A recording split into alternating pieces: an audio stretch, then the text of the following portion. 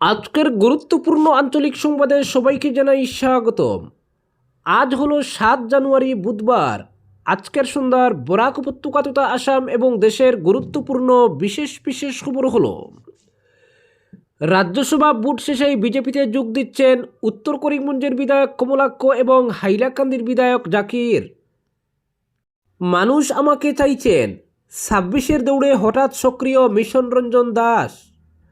আসামেও vote চুরি, মুখ্য নির্বাচন কমিশনারকে চিঠি দেবব্রত শইকিয়ার।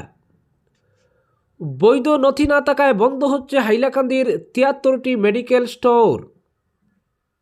জেডপিসির উপর প্রাণঘাতী হামলায় জড়িতদের গ্রেফতারের দাবি নাগরিক সভায়। গঠিত 7 সদস্যের কোর কমিটি।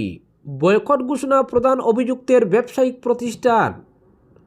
ডিলিমিটেশনের পর বিজেপি কেন্দ্রিক হাইলাকান্দি আসন 2026 বিধানসভা নির্বাচন ঘিরে টিকিট প্রত্যাশীদের দৌড়ঝাঁপ তুঙ্গে।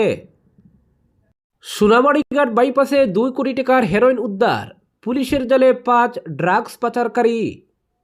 জিরিঘাট থেকে 3 কোটি টাকার ইয়াবা সহ গ্রেফতার মহিলা, বাজার মূল্য প্রায় 3 কোটি। আসাম মেডিকেল কাউন্সিলের ভিজিলেন্স এজাহারের ভিত্তিতে পুলিশের জালে কমরুল ইসলাম মজুমদার ওরফে মুন্নাবাই। এবং সর্বশেষ খবরটি হল, হাইলাকান্দির কালীনগরে সরকারি খাস জমিতে লোক চলাচলের রাস্তা পাকা দেওয়াল দিয়ে আত্মসাতের অভিযোগে 5 পুলিশ কর্মীর বিরুদ্ধে মুখ্যমন্ত্রী ও ডিজিপির কাছে স্মারকপত্র প্রেরণ। এবারে শুনুন বিস্তারিত খবর।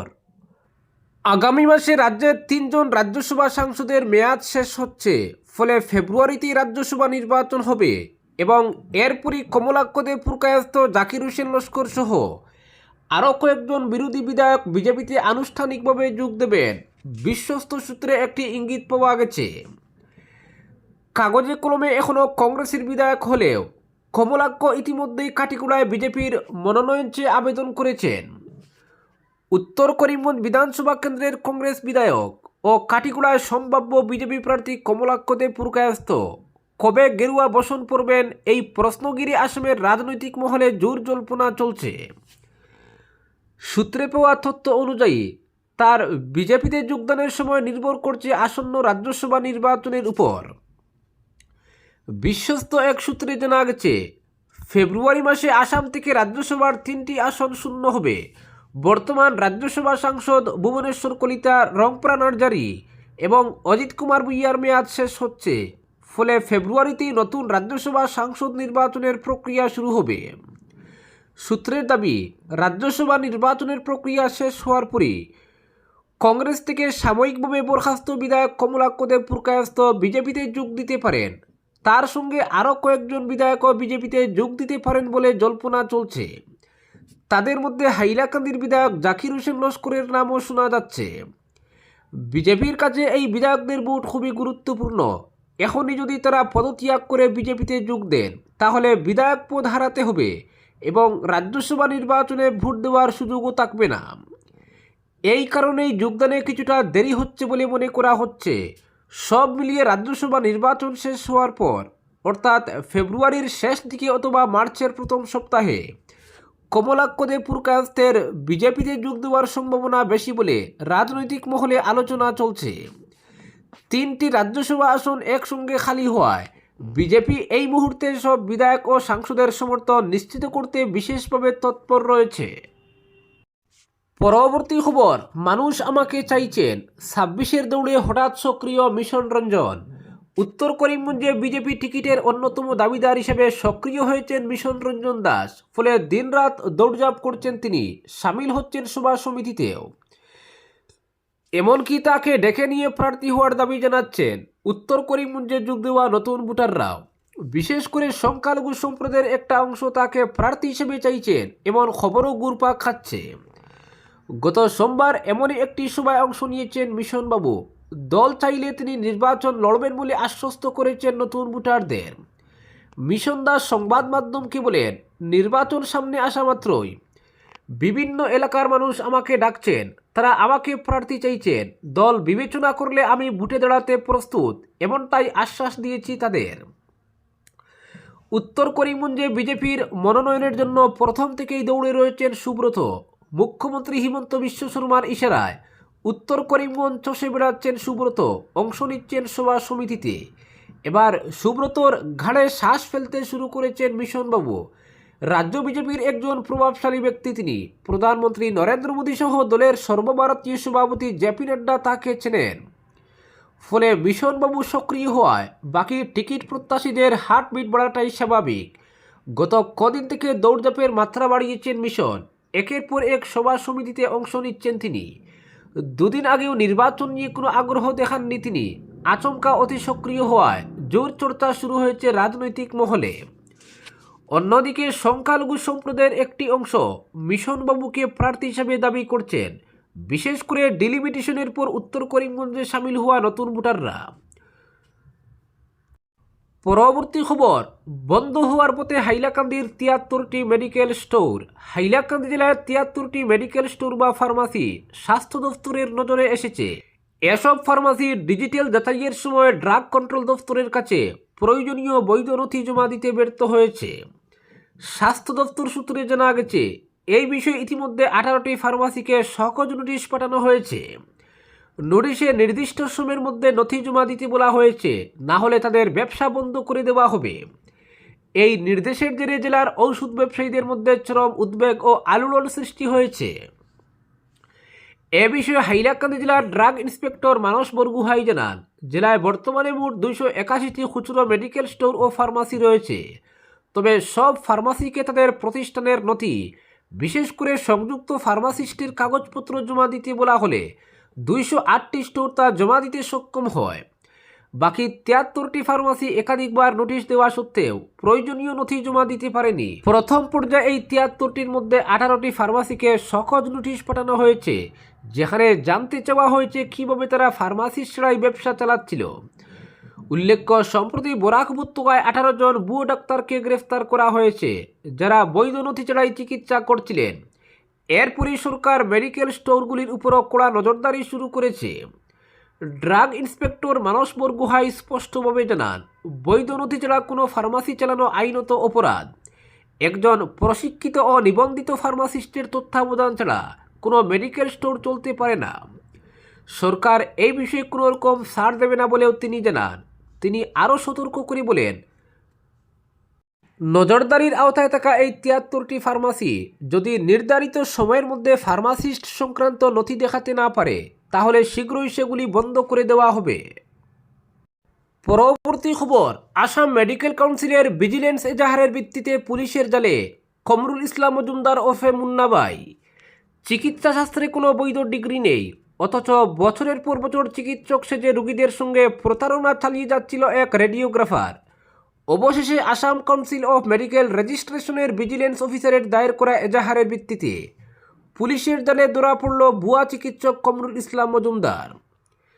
শিলচর শহরের বুকে বসে দিনের পর দিন সাধারণ মানুষের জীবনের সঙ্গে নির্মম প্রতারণা চলছিল, আর তার আড়ালে ছিল একটি চকচকে ভুয়ো পরিচয়। নিজেকে ডক্টর KI ইসলাম বলে পরিচয় দিয়ে শিলচরের ব্যস্ত হাইলাকান্দি রোড সংলগ্ন সেকেন্ড লিঙ্ক রোড মোড়ের কাছে মজুমদার ক্লিনিকে দীর্ঘদিন ধরে রোগী দেখে আসছিলেন কমরুল ইসলাম। চিকিৎসকের পোশাক, আত্মবিশ্বাসী ভঙ্গি ও প্রেসক্রিপশনের ভাষায় বিভ্রান্ত হয়ে বহু সাধারণ মানুষ তার কাছে চিকিৎসা নিতে ভিড় জমিয়েছিলেন। সবচেয়ে উদ্বেগজনক বিষয় হলো, তার ব্যবহৃত প্রেসক্রিপশনে স্পষ্টভাবে উল্লেখ ছিল তিনি শিলচর মেডিকেল কলেজ হাসপাতাল এবং ইন্ডিয়ান রেড ক্রস সোসাইটি হাসপাতালে কাজ করেছেন।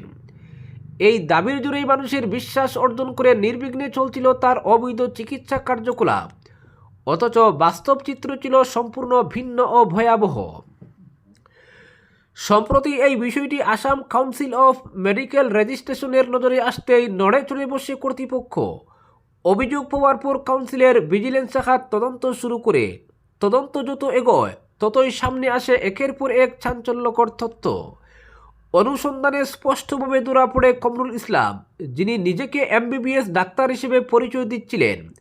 তার কাছে MBBS তো দূরের কথা, চিকিৎসা শাস্ত্রের কোনো স্বীকৃত বা বৈধ ডিগ্রি নেই। ভিজিলেন্স সূত্রে জানা গেছে, কমরুল ইসলাম প্রকৃতপক্ষে একজন রেডিওগ্রাফার, অর্থাৎ তিনি কখনোই রোগ নির্ণয়, ঔষধ প্রেসক্রিপশন কিংবা চিকিৎসা দেওয়ার আইনি অধিকার রাখেন না। তা সত্ত্বেও বছরের পর বছর ধরে তিনি নিজেকে চিকিৎসক পরিচয়ে প্রতিষ্ঠিত করে রোগীদের ওষুধ লিখে দিয়েছেন, চিকিৎসা পরামর্শ দিয়েছেন, যা সরাসরি মানুষের স্বাস্থ্যের জন্য মারাত্মক ঝুঁকিপূর্ণ। এই ঘটনায় শিলচর শহর জুড়ে তীব্র চাঞ্চল্যের সৃষ্টি হয়েছে। প্রশ্ন উঠছে, কীভাবে এতদিন প্রশাসনের চোখ এড়িয়ে শহরের ব্যস্ত এলাকায় বসে একজন ভুয়ো চিকিৎসক অবাধে চিকিৎসা চালিয়ে যেতে পারলেন? রোগীদের জীবন নিয়ে এমন ভয়ঙ্কর সিনেমিনি খেলার দায় কার? যারা তার কাছে চিকিৎসা নিয়েছেন তাদের স্বাস্থ্য ঝুঁকির দায় কে নেবে? চিকিৎসা মহলের একাংশের মতে এটি নিছক একজন ভুয়ো চিকিৎসকের ঘটনা নয়, বরং গোটা ব্যবস্থার উপর এক গুরুতর প্রশ্নচিহ্ন। শিলচরের মতো গুরুত্বপূর্ণ শহরে নিয়মিত নজরদারি না থাকায় এমন প্রতারকরা সহজেই সুযোগ নিয়ে যাচ্ছে।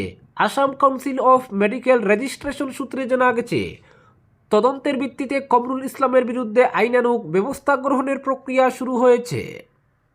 পরবর্তী খবর, করিমগঞ্জ জেলা কংগ্রেসে প্রার্থিতা ঘিরে দীর্ঘদিন ধরে চলা অন্তর্দ্বন্দ্ব শেষ পর্যন্ত রক্তক্ষয়ী রূপ নিল। দলীয় কুন্দলের জেরে প্রকাশ্য রাজপথ ও হোটেলের ভিতরে প্রাণঘাতী হামলার অভিযোগ উঠেছে আসাম প্রদেশ কংগ্রেসের সম্পাদক শাহনওয়াজ হোসেনের বিরুদ্ধে।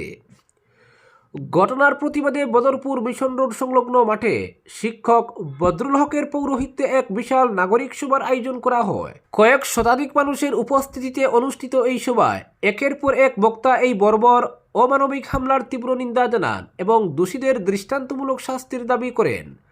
প্রাপ্ত তথ্য অনুযায়ী নিলামবাজারের একটি হোটেলে জেলা কংগ্রেসের সম্পাদক তথা উত্তর করিমগঞ্জের টিকিট প্রত্যাশী আহমেদ সাহিল স্বপনের উপর তরোয়াল নিয়ে হামলা চালাতে দেখা যায় শাহনওয়াজ হোসেনকে।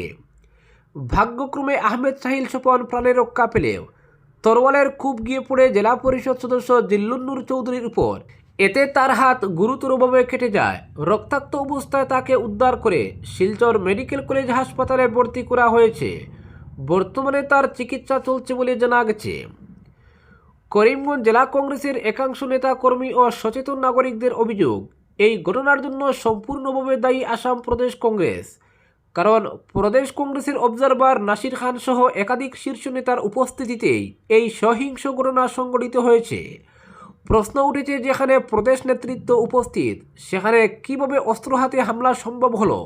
নাগরিক সভায় আরও বিস্ফোরক অভিযোগ উঠে আসে। বক্তাদের দাবি, আসাম প্রদেশ কংগ্রেসের একটি শক্তিশালী লবি অর্থনৈতিক স্বার্থে রাজনৈতিকভাবে অযোগ্য ও তথাকথিত মুন্নাভাই শাহনওয়াজ হোসেনের মতো ব্যক্তিকে প্রদেশ কংগ্রেসের গুরুত্বপূর্ণ পদে বসিয়েছে।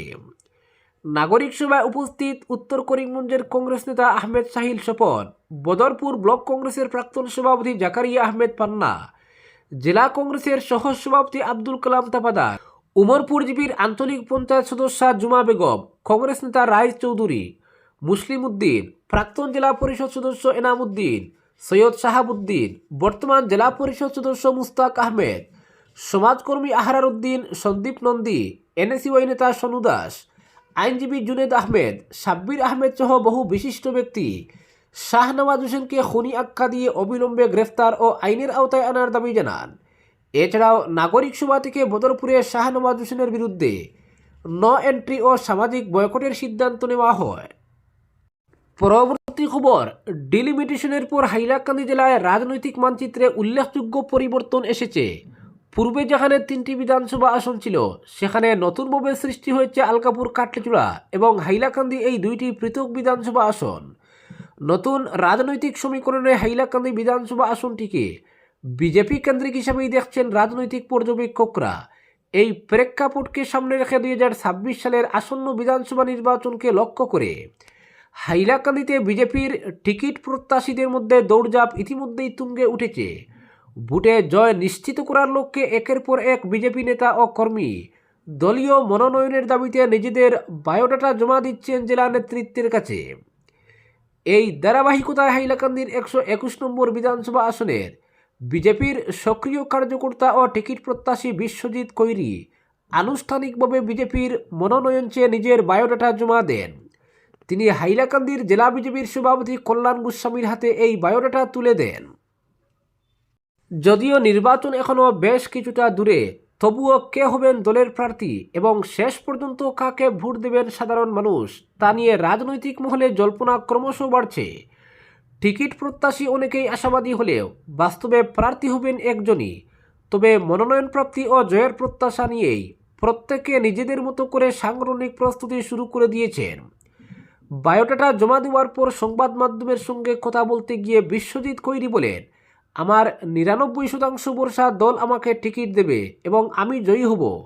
তবে দল যদি আমাকে টিকিট না দিয়ে অন্য কাউকে মনোনীত করে, তাহলেও আমি তার সঙ্গে কাঁধে কাঁধ মিলিয়ে দলের প্রচারের কাজে সম্পূর্ণরূপে যুক্ত থাকব। আজকের বিশেষ সংবাদ এখানেই সমাপ্ত।